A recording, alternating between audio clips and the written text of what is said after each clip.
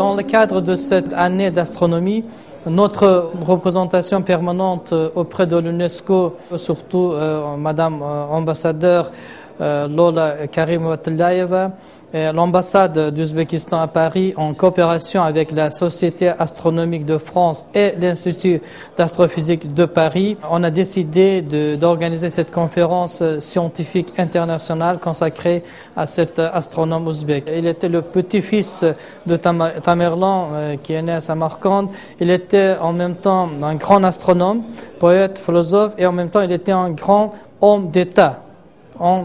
Et Oulourbek a créé à Samarcande une fameuse observatoire à son époque, et il a calculé toutes les étoiles et toutes les journées et les mois de l'année. Et entre le calcul moderne et le calcul de Oulourbek des étoiles, il n'y a qu'une petite différence.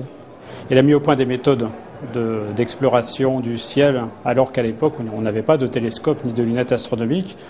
Et par des méthodes d'observation uniquement à l'œil nu, il a réussi à dresser une première carte du ciel qui a été prise en référence, en gros, jusqu'à la fin du XIXe siècle.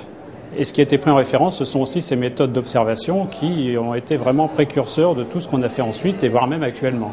But in the history, if today we could say that Ulugh-Beg heritage is studied very well, so for this, we have to mention the great role of the French astronomers and French scholars, Orientalists, like Sédio, who translated the Ulugh-Beg's Zich introduction into French. Nous pensons que c'est un pays qui gagne véritablement à être déployé du point de vue de la connaissance qu'on peut en avoir. C'est encore un pays méconnu. Et le fait qu'on entre par l'astronomie et par un des princes de la pensée de l'astronomie de ce pays, ça nous a fait immensément plaisir. Cet astronome a les trois sexes de l'esprit. Il n'en a pas deux, il en a trois. Il est mathématicien, il est astronome, donc théoricien, mais il est aussi un observateur qui va fabriquer et forger lui-même les outils qui lui permettront d'observer et de confirmer ainsi un certain nombre de ses intuitions mathématiques et théoriques. Ça, c'est extraordinaire. Donc, il a préfiguré pour nous le savant moderne, le savant d'aujourd'hui, le savant plongé au cœur d'une problématique qui n'a rien perdu de sa modernité.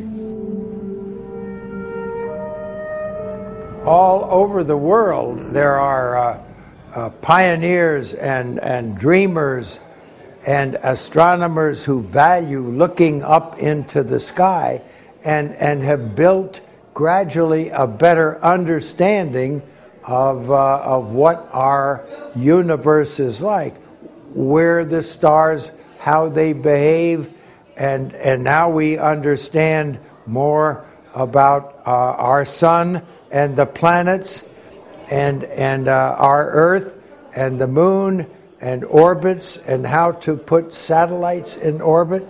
All of this is built upon the pioneering studies and questioning and looking for answers by people all over the world.